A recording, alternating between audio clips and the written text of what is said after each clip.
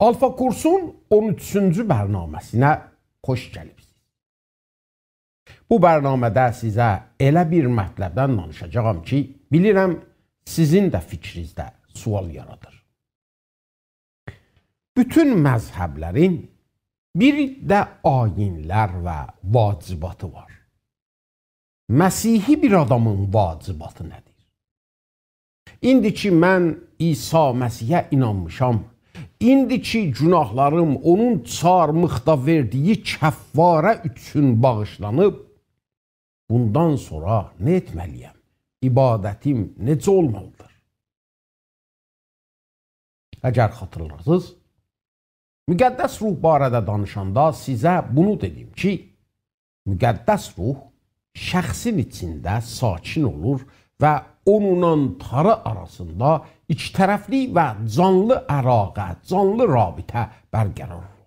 Və bu ikitərəfli canlı rabitədir ki, Məsihiyyət inancını başqa dinlərdən, başqa fəlsəfələrdən ayırt edir. Mən həmişə bu mətləbə işarə edirəm ki, Məsihiyyət bir baxışda din ya da məzhəb kimi bir şey deyil. Məsihiyyət insanla tarı arasında olan canlı rabitədir. İsa Məsih çarmıq üstündə öz ölümü ilə insanın günah cəzasını verdi və ona inanan hər kəsə tarının əffini bəxş etdi. Və ona inananlarda müqəddəs ruhu sakin edir ki, onlara qüvvət versin və onlarla tarı arasında ikitərəfli və canlı bir rabitə bərqərar etsin. Beləcə, əzizlərim, Məsihi bir adamın dua və ibadəti bütün o şeylərdir ki, bu rabitənin içində baş verir. Bu rabitədə görürük ki, bir tərəfində tarı, o biri tərəfində də insan var.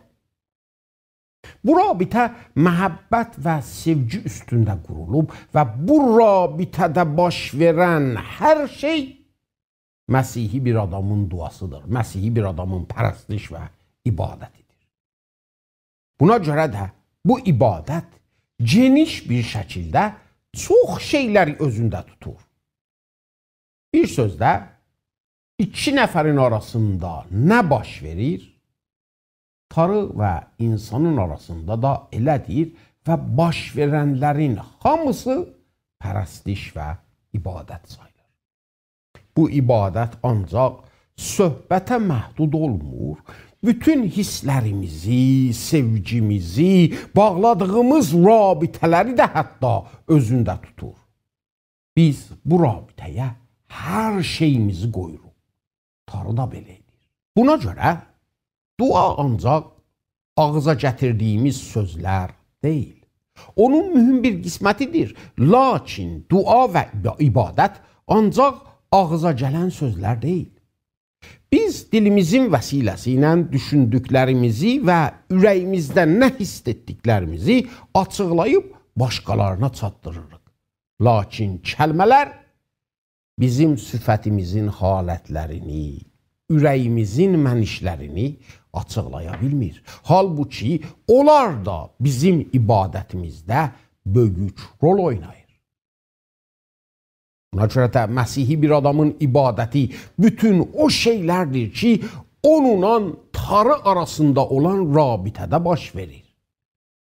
Din və məzhəbin müşkülü budur ki, insanla tarı arasında belə bir rabitə yarada bilmir. Ona görə də məcbur qalır özündən çıxartmış bir iddə fərmanlar və ayinlər ilə insanı aldadıb, onu onların yerinə yetirməsinə məcbur etsin.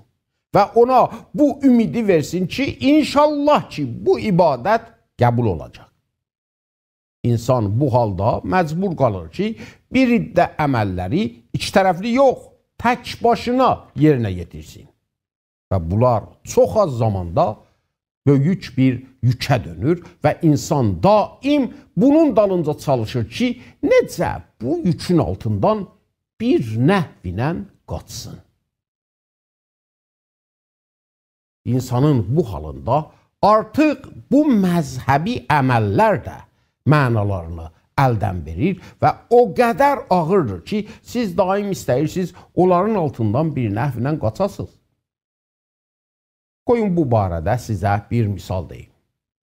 Bir oğlanla bir qız bir-birlərinə aşiq olanda onların arasında baş verənlər onların bir-birinə olan sevgilərindən danışır. Bir-birlərinə baxmaqları, gülümsələri, hətta davaları belə. Bu əlaqədə hər şey sevgi üstündədir. Heç bir iş güc deyil. O birisinə gül almaq güc deyil. Telefon edib danışmaq güc deyil. İntizar çəkmək güc deyil. Bunların hamısı məhəbbət və sevgi üstündə bina olub. Çox zamanlar belə bir eşq görürük ki, zaman ərzində rabitətən itib gedir. Çünki rabitənin üstündə gərək həmişə çalışasan və qoymayasan ki, bu rabitə hərarətini əldən versin. Məsihi bir adamın da tarı ilə olan rabitəsi əzizlərin belədir. Ona görə də onda olan əməllər insan üçün yük yox, eşq və sevgi əməllərdir. Və hamısı nə hal, nə surət, nə şəkildə olsa, bunu demək istəyir ki, tarım, səni sevirəm.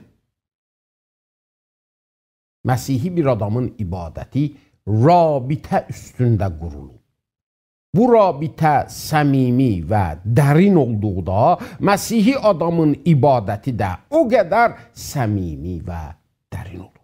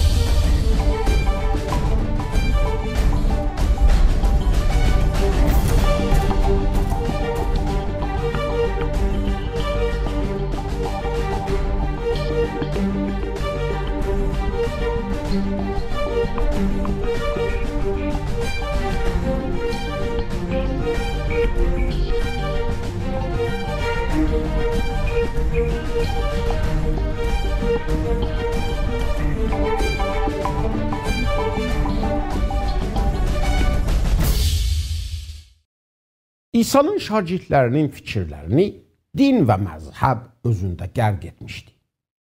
Onlar elə bir məkan və elə bir xalqın içində yaşayırdılar ki, qədim zamanlardan din və dini ayinlər onların həyatlarının mühüm bir hissəsi olmuşdu. Bu millət zaman ərzində bu ayinləri nəyə işarə etdiyini yaddan çıxarmışdılar. Və o səhv və qələt düşündüklərinə görə tarı ilə olan rabitələri iki tərəfli yox, bir tərəfli idi. Onlar bir iddə dini ayinləri yerinə yetirməklə istəyirdilər vücudlarına düşən boşluğu bir nəhvlə doldursunlar. Bilirsiniz, mən də kommunizm fəlsəfəsinin atası Marksın bu sözünü təsdiq edirəm. O deyirdi ki, din insan ictimasına bir əfyun kimidir. Onları müvəqqəti bir zaman üçün nəşə edir və qoymur ki, dərdlərini səhihcə hiss edib anlasınlar. Başlarına elə bəla gətirir ki, həqiqətləri bir daha görmürlər. Bəli, doğrudur. Din adamın başına belə bir bəla salır və adam elə düşünür ki, tarı ondan razıdır. Halbuki bu doğru deyil. Tarının insandan istədiyi bir iddə dini ayinlər yox. Sevgi üstündə olan rabitədir. Bu rabitə olduqda bizim bütün əməllərimiz, bütün dediklərimiz, hər nə etdiyimiz ibadət olur.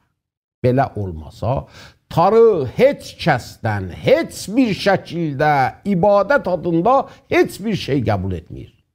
Yəni bizim dini ayinlərimiz, məzhəbi əməllərimiz əgər belə bir rabitənin meyvə və səmərəsi olmasa, Tanrının huzurunda məqbul deyil.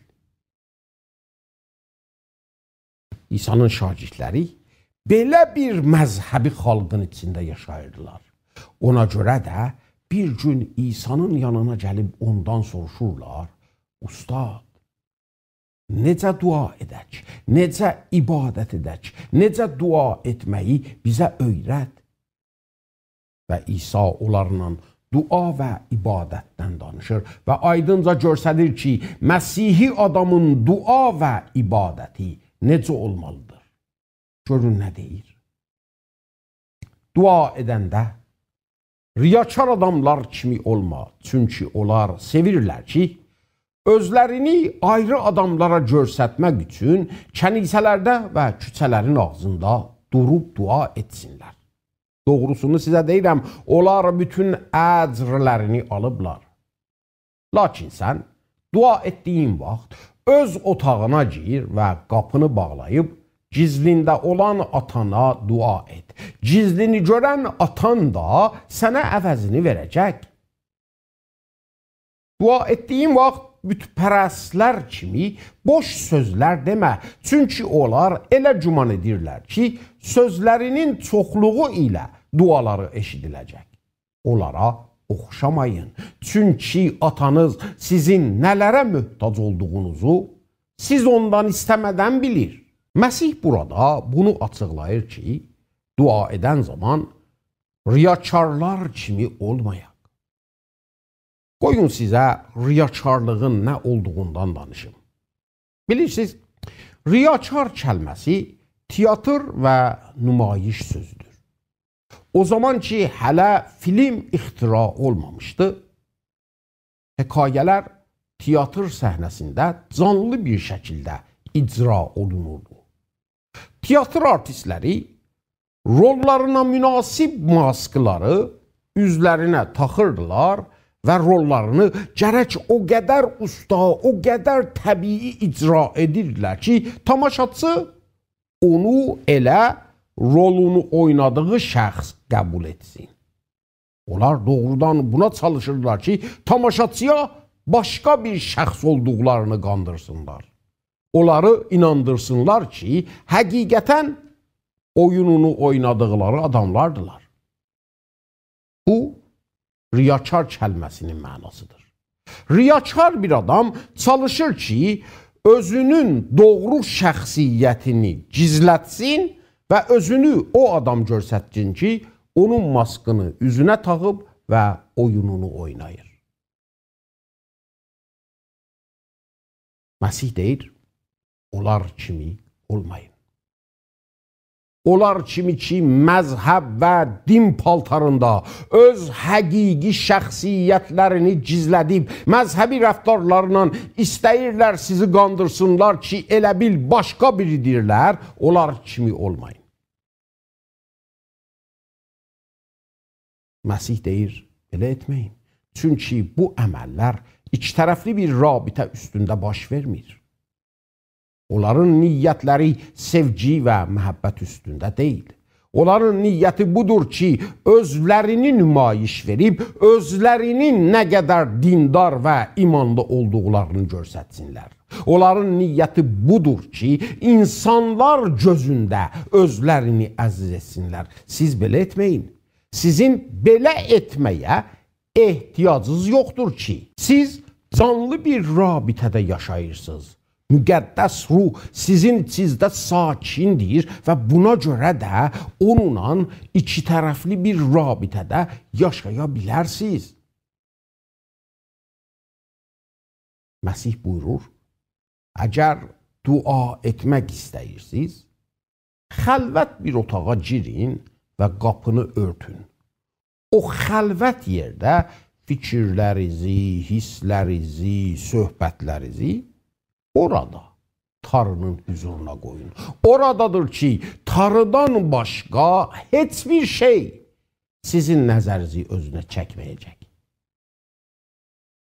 Məsih şagirdlərinə buyurur, siz canlı bir rabitədəsiz. Buna görə də lazımdır ki, elə bir yerdə olasınız ki, heç kəs sizin fikrinizi özünə çəkməsin və tarıdan azdırmasın. Beləcə, bütün fikriniz aranızda olan danışığa diqqət edəcək. Məsih buyurur, belə bir rabitədə olmayan adamlar bir iddə kəlmələr və cümlələri əzbərləyiblər və onları daim təkrar edirlər. Elə bil ki, bir duvar qabağında dayanıb, öz-özünə daim deyirsən, səni sevirəm, səni sevirəm, səni sevirəm və hey də onu təkrar edirsən. Bilirsən, niyə təkrar edirsən? Çünki cavabda bir şey eşitmirsən ki, cümlələrin dəyişilsin. Ancaq sən danışırsan. Danışmasan, əslən danışıq olmayacaq. Məsihi bir adamın ibadəti rabitədə baş verən şeylərdir və əlbəttə ki, hər rabitənin mühüm və böyük hissəsi danışıqdır, söhbətdir. Danışıq kəlməsi qulağımıza dəydikdə bilirik ki, onda ancaq bir nəfər danışmır.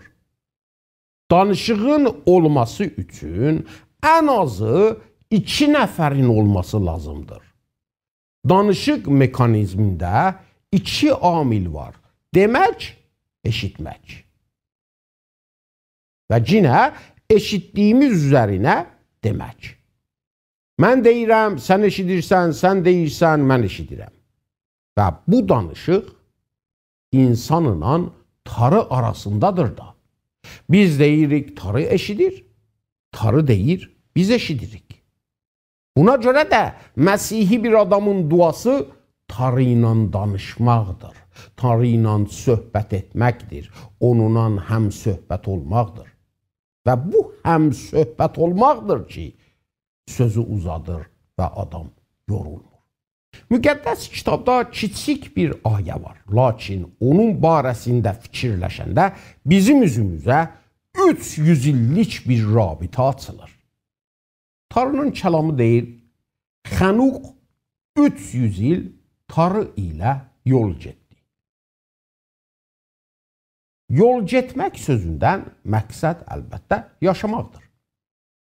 Xənuq tarı ilə olan canlı rabitəsində 300 il onunla yaşadı və kəlam deyir ki, və ölüm yüzü görmədi. Diri-diri göyə tarının hüzuruna qaldı. Biri bu mətləbi çox gözəl bir şəkildə bəyan edirdi. Deyirdi, Xənuqla tarının söhbətləri o qədər çəkici idi, o qədər cira idi ki, artıq zamanın keçməsinə və Xənuqun evindən nə qədər uzaq düşməsinə diqqət etmirdilər. Nəhayət tarı Xənuqa deyir, Xənuq bax, sözümüz çoxdur, sənin evindən də uzaq düşmüşük. Amma bax, mənim evimə daha yaxınıq. Necədir gedək, söhbətimizi mənim evimdə davam verək. Görün, nə qədər gözəl bir hekayədir. Xənuq 300 il tarı ilə canlı bir rabitədə yaşayırdı və bu rabitədə bütün hisslərini, şövqlərini, arzularını onlar bir-birlərinə bəyan edirdilər. Onların söhbətləri uzun çəkdi, çünki hər ikisi də söhbət etdiyi mövzu barədə çox da maraqlıydılar. Olub bir yerdə olmuş olasınız ki, bir şəxs daim heç kəsə aman vermədən danışsın. Belə adam heç kəsin danışmağına icazə vermir və çox zamanlar da elə mətləblər barədə danışır ki, sizin onlara əsla əlaqəniz yoxdur. Onun belə danışığı az bir zamanda sizi elə yorur ki, bəhanə dalınca axtarıb çalışırsınız, bir nəhvinə oradan qaçasınız.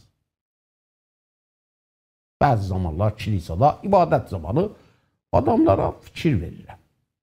Onlardan bəziləri ikitərəfli və canlı bir rabitədə olmadıqdan dua etmək onlara elə də çəkici deyil. Çalışırlar özlərini bir nəhvinə məşğul etsinlər, elə ki, vaxt getsin və ibadət zamanı başa gəlsin. Səbirsiz olurlar. Bəhanə dalınca axtarırlar ki, o yeri tərk etsinlər. Əgər iki tərəfli və canlı bir rabitədə olmayaq, müştərək bir mövzu barədə danışmağın imkanı yoxdur. Yadıma gəlir, İranda, kilisada dua etmək üçün aşağı salona gedirdim. Hilləkənin başında kilisaya təzə gələn biri ilə rast gəldim. 4-5 ay idi ki, kilisaya gəlmişdi. Çox da hərarətli idi. Ondan istədim ki, mənimlə gəlsin və bərabər dua toplantısına gedək. Adam dedi, yox qardaş, məni dua toplantısına aparma. Təəccüb içində soruşdum, niyə? Sən ki, bu qədər müqəddəs ruhda coşqunsan, nə üçün dua toplantısına gəlmirsən? Cavab verdi, axı mən ki, sizin kimi o gözəl sözlər ilə dua edə bilmirəm ki. Siz elə dua edirsiniz ki, elə bil, müqəddəs kitab oxuyursunuz. Mən sizin kimi dua edə bilmirəm. Ona görə də xəcalət çəkirəm. Elə qoy burada qalım. İmanlı qardaşıma dedim, Tanrıma şükür olsun ki, sən bizim kimi dua edə bilmirsən. Necə ki görünür qardaş, bizim belə dua etməyimiz səni səhv düşüncəyə salıb. Bax, əgər danışmağı bacarırsan, dua etməyi də bacarırsan. Bəli, əgər biz danışmağı bacarırıq və Tanrı ilə ikitərəfli rabitədə yaşayırıq, bəs dua etməyi də bacarırıq. Duada kəlmələr və sözlərin nə qədər gözəl olduğu mühüm deyil. Mühüm olan hisslərimizi deməkdir, sevgimizi deməkdir, Tanrıya olan hörmət və bel bağladığımızı deməkdir. Onun sevgisini anladığımızı deməkdir. Belə olur ki, bu iç tərəfli rabitə daha da dərin, daha da səmimi olur. Məsih buyurur, əgər istəyirsiniz, dua edəsiniz, belə dua edin. Doğrudan da düzgün dua etməyi ancaq İsa Məsih bizə öyrədə bilər. Məsihin göydə olan səmavi ata ilə daimi bir rabitəsi var idi. Məsih dua etmirdi ki, məsələn, naxoşlar şəfa tapsınlar. O əmr edirdi və naxoşlar şəfa tapırdılar. Əmr edirdi, napak ruhlar adamlardan çıxırdılar. O, hətta günahları bağışlayırdı. O, daim iqtidar içindeydi. İqtidar sahibiydi. İqtidarla danışırdı. Bilirsiniz niyə? Çünki göydə olan səmavi ata ilə daimi bir rabitəsi var idi. Və İncilin rəvayətində onu daim xəlvət bir yerdə Tanrının hüzurunda görürük. Bu rabitədə əsl mövzu sevgi idi, hörmət idi, izzət vermək idi, həmd etmək idi və hamıdan da çox bu ki, ləzzət dolu bir rabitə idi. İncilin rəvayəti dəfələrlə deyir ki, İsa Məsih gecəni səhərəcək Tanrının hüzurunda duada keçirdi. Məgər Məsihin duaya ehtiyacı var idi. Məgər bütün insanlar onun hüzurunda, Tanrının yeganə oğlunun hüzurunda diz çöküb dua etməli deyirlər. Amma iki tərəfli rabitə belə şeylərdən daha üstündür. Əgər Məsih özü üçün səmavi ata ilə belə bir rabitədə olmağı lazım görürdü, gör biz nə qədər çox belə bir rabitəyə möhtacıq. Buna görə də Məsih bizə dua etməyi düzgün bir şəkildə öyrədir. Və o belə deyir. Ey göylərdə olan atamız, sənin adın müqəddəs olsun, səltənətin gəlsin, sənin istədiyin göydə olduğu kimi yerdə də olsun. Gündəlik çörəyimizi bugün bizə ver və bizim borclarımızı bizə bağışla, necə ki biz də bizə borclu olanları bağışlayırıq. Bizi imtihana çəkmə, lakin şərdən xilas et. Çünki səltənət, qüdrət və izzət əbədə kimi sənindir. Amin.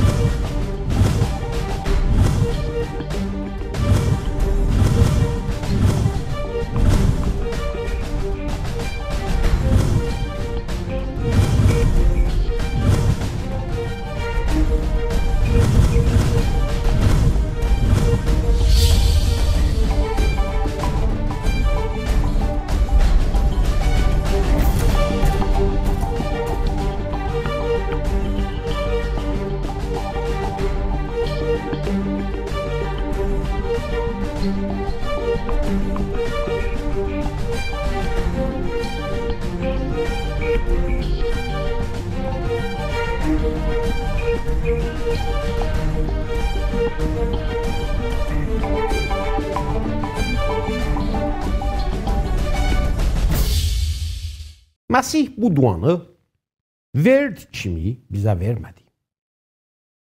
Məsih bu duada bizə dua haqqında bir nümunə qoydu. Bizə göstərdi ki, Tanrı ilə olan bu ikitərəfli rabitəmizdə nələr olmalıdır və nələr onu daha çox dərin, daha çox səmimi edə bilər.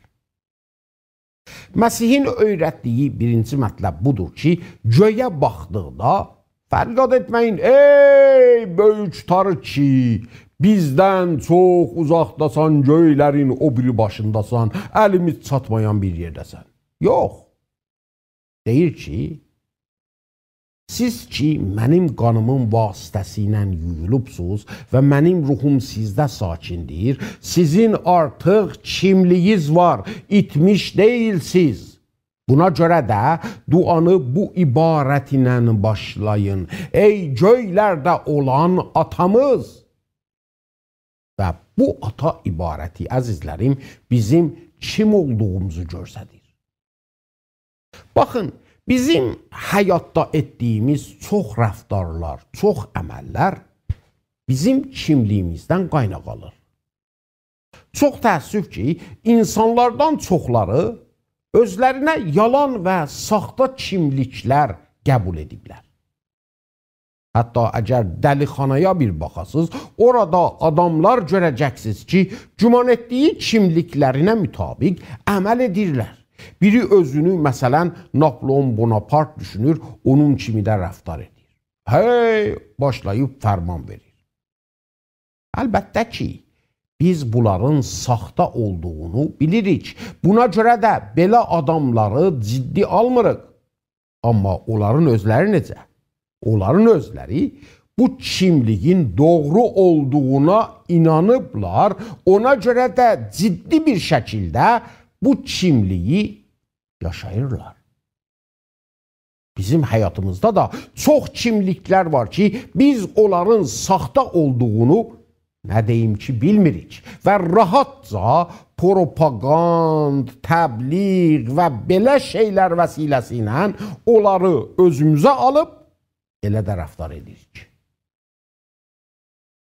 Bu kimliklərin saxta olduğu üçün görürsən ki, az bir zaman ərzində depresyon tutulub, ümidlərimiz əldən gedir. Məsih buyurur, dua etdiyiniz zaman, Tanrını atanız çağırdığınız zaman, əvvəl onun atanız olduğundan arxayın olun. Belə bir kimlik, hərçənd sizə əvəzsiz və müftə başa gəlib, lakin Tanrı üçün böyük bir qiymətə başa gəlib. Tanrı həmişə özünü insanlara ata görüb və görür də. Tanrı heç vaxt insanları öz övladı olmaqdan atmayıb. Daim çalışıb ki, övladlarına nicat versin. Amma mətləb budur ki, bu övladdır ki, həmişə onun sinəsinə vurub və onu rədd edib. Məsih deyir, duaya durduğunuz zaman gərək o iç tərəfli rabitədə olmağınızdan arxayın olasınız və arxayınca biləsiniz ki, Tanrı sizin atanızdır. Bu arxayınlıq o zaman baş verər ki, İsa Məsihə olan iman vasitəsilə onun huzuruna gəlmiş olasınız. Məsih buyurur, yol mənəm, həqiqət mənəm, həyat mənəm. Mən vasitə olmadan heç kəs Tanrının huzuruna gələ bilməz. Atanın yanına ancaq İsa Məsihin vəsiləsi ilə gəlmək olar. Budur ki, mənə kimlik verir, əzizlərim. Və duada durduğum zaman bilirəm ki, Tanrı mənim atamdır. Onu ata çağırdıqda vücuduma düşən bütün qorxular və dəhşələr aradan gedir. Çünki o mənim atamdır. Aya atanızın huzurunda olarkən ondan qorxursunuz? Aya atanızla danışmaqdan qorxursunuz? Əlbəttə ki, yox. Buna görə də Məsih buyurur, sizin kim olduğunuz mühümdür. Tanrı ilə iç tərəfli rabitədə olan zaman kim olduğunuzu Məsih buyurur, yaddan çıxartmayın. Bir atanız olduğu üçün də Məsih buyurur, siz bütün imanlılar, bacılar və qardaşlarsınız. Beləcə, duada durduğumuz zaman, Tanrını ata çağırdığımız zaman kimliyimizə, Tanrının bizlə nə rabitədə olduğuna işarə edirik, həm də bir-birimizlə olan rabitəmizə. Buna ki, qardaşlar və bacılar.